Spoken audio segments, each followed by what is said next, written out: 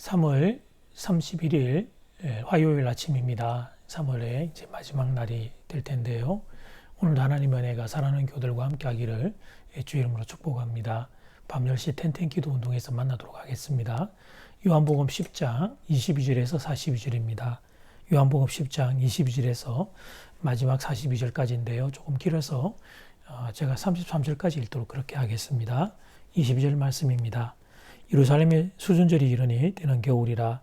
예수께서 성전한 솔로몬 행각에서 거니시니 유대인들이 에워싸고 이르되 당신이 언제까지나 우리 마음을 의혹하게 하려 하나이까. 그리스도이면 밝히 말씀하소서 하니 예수께서 대답하시되 내가 너에게 말하였을 때 믿지 아니하는도다. 내가 내 아버지 이름으로 행하는 일들이 나를 전가하는 것이거늘 네가 내 양이 아니므로 믿지 아니하는도다.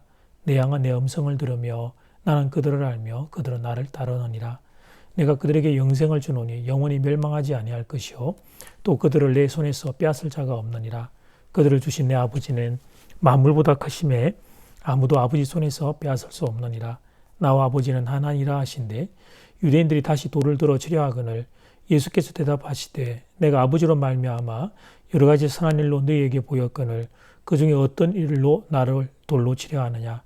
유대인들이 대답하되 선한 일로 말미암아 우리가 너를 돌로 치려는 것이 아니라 신성모독으로 인함이니 네가 사람이 되어 자칭 하나님이라 하미로라. 아멘.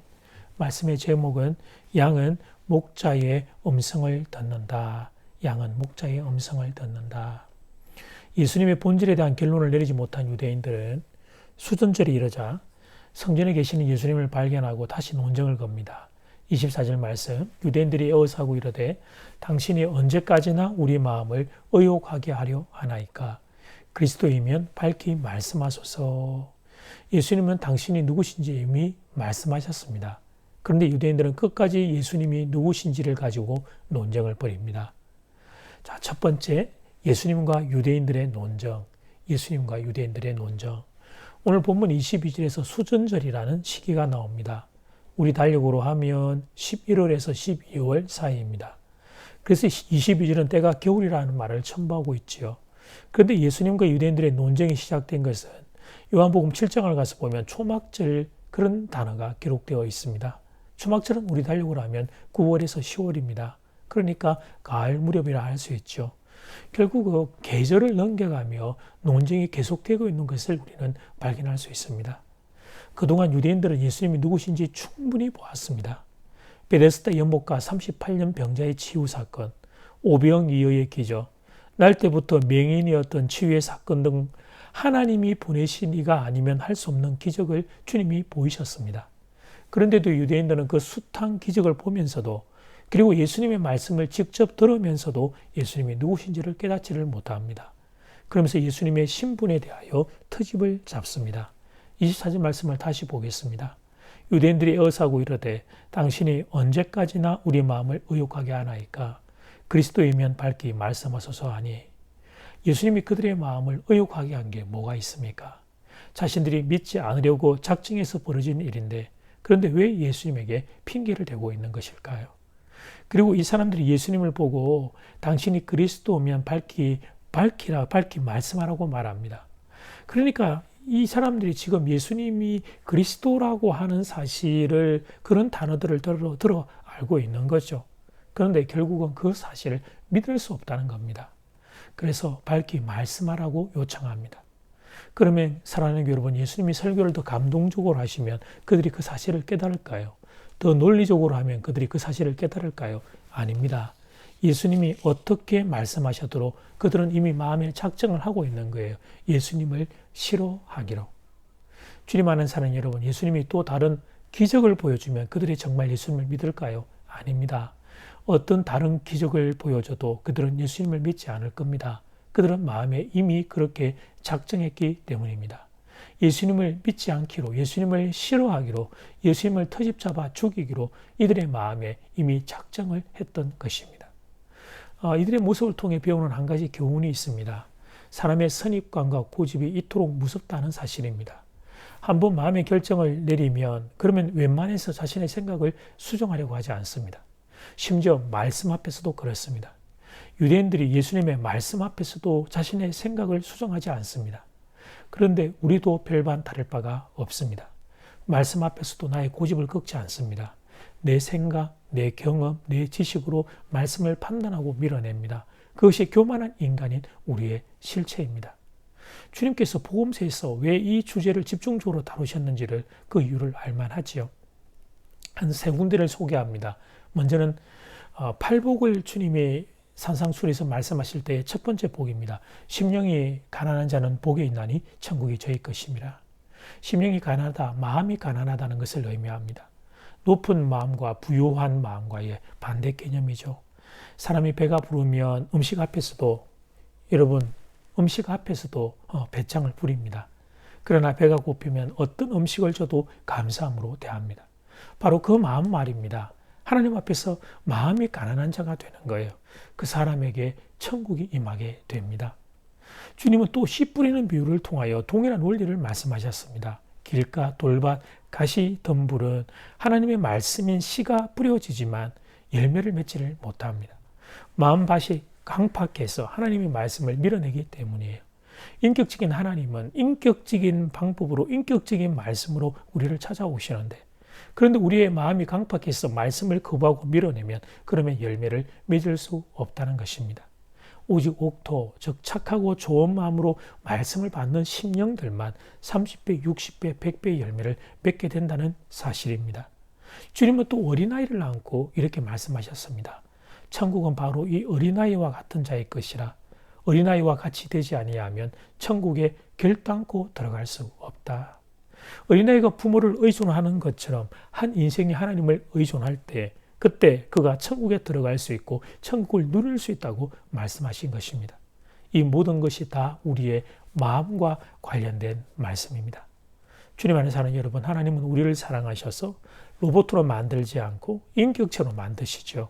자유의지, 즉 자아 인격을 선물로 주십니다. 내가 내 마음대로 선택할 수 있는 자유입니다. 거기에 더하여 하나님은 특별한 일이 아니면 억지로 하지 않으십니다. 그분은 인격적으로 우리를 대하십니다. 말씀의 역사도 동일합니다. 하나님의 말씀을 우리에게 억지로 기계적으로 주입하지 않습니다. 말씀으로 우리를 찾아오시지만 우리의 마음이 그 말씀을 수용할 것인지 거부할 것인지의 결정권을 우리에게 허락해 주십니다. 그런데 인간들이 그만 이루 말할 수가 없습니다. 나를 만드신 창조주 하나님, 그리고 나를 구원하신 구원자 예수님을 거부합니다. 하나님이 내게 선물로 주신 자유의지가 있다고 그것을 선물로 주신 분인 하나님을 거부하고 무시합니다. 하나님이 지금도 내게 인격적으로 찾아오신다고 꼴랑 내가 조금 아는 것을 가지고 하나님의 말씀을 판단하고 무시합니다. 이 어리석은 인간들을 여러분 어떻게 하면 좋을까요? 주님 안에 사랑하는 여러분, 자아를 가지고 있는 이 인간들이 죽기보다 싫어하는 게 다른 존재를 인정하는 것입니다. 다른 존재의 말을 듣는 것입니다. 이것은 자아를 가지고 있는 인간들이 죽기보다 싫어하는 것입니다. 그래서 죄로 물든 자아를 가지고 있는 인생들이 하나님의 말씀조차 거부하고 밀어내는 거죠. 그래도 제 사랑하는 성도 여러분은 하나님의 말씀을 기쁘게 듣는 분들 되기를 바랍니다. 하나님의 말씀을 들을 때 위에서 듣지 아니하고 아래에서 듣는 분들 되기를 바랍니다. 그리고 들은 말씀을 따라 그 말씀의 사람으로 변화되는 복이 여러분 모두에게 있게 되기를, 30배, 60배, 100배의 열매를 맺는 역사가 일어나게 되기를 주 이름으로 축복합니다. 두 번째, 양은 목자의 음성을 듣는다. 양은 목자의 음성을 듣는다. 성경에서 사람을 동물에 비유할 때 가장 많이 등장하는 동물이 양입니다. 유대 사회는 목축을 주업으로 삼은 곳이기에 그래서 그들에게 가장 친근한 동물인 양을 비유로 삼은 것입니다. 우리는 사실 양을 길러본 경험들이 거의 없지요. 그러나 유대인들은 어릴 때부터 자연스럽게 보고 자란 것이 양이었어요. 그래서 사람을 양에 비유할 때 그들은 지금 뭘 성경이 말하는지를 그들은 바로 알 수 있었습니다. 그래서 다윗도 양의 비유를 그렇게 많이 들었고 예수님도 양의 비유를 그렇게 많이 드셨던 겁니다. 지금으로 치면 거의 스마트폰 수준이 아닐까 싶습니다. 지금 예수님이 설교를 하셨다면 인터넷, 스마트폰 이것을 비유로 설교를 많이 하셨을 거예요. 그것이 그 당시 유대인 사회에서 양이 차지하는 비중이었습니다. 양은 여러 가지 특성을 가지고 있습니다만 그 중에 양이 가지고 있는 대표가 되는 특성, 이것은 뭐 양을 길러본 경험이 없는 우리들도 단박에 수 있는 대표적인 특성은 양은 약한 동물이라는 사실이죠. 다른 동물들에 비해 양은 힘이 없고 약한 동물입니다. 자기가 자기를 보호할 수 없는 동물입니다. 소는 그래도 뿔이 있어서 다른 동물과 싸울 수 있지만 양은 미약하기 그지없습니다. 이리와 늑대가 공격하면 도망가거나 잡혀먹는 것 외에는 방법이 없습니다. 운동 경기팀들을 보면 그들이 자기 팀을 상징하는 마스코트를 그렇게 내세우는데요. 예를 들면 라이온스 사자, 베어스 곰, 타이거스 호랑이, 이글스 독수리 등이 있습니다. 그런데 세계 어딜 가도 어느 운동팀들도 양을 마스코트로 내세우는 팀 찾기가 쉽지 않죠. 양은 상대방 팀이 아무도 무서워하지 않기 때문입니다. 양은 그만큼 약하고 약한 존재입니다. 그래서 양은 살아남기 위해 꼭 필요한 조건이 있습니다. 그것은 목자가 있어야 한다는 거예요. 목자의 도움이 필요하다는 것입니다. 여기까지는 이제 여러분도 다 동의하실 것이고, 이제 한 가지 질문을 드려보겠습니다. 그래서 여러분은 자기 자신이 양과 같은 존재라는 사실을 인정하십니까? 성경이 사람을 양이라고 하니까 그냥 그렇게 생각하는 게 아니라 여러분의 마음 중심에서부터 나는 양과 같은 존재라고 생각하십니까?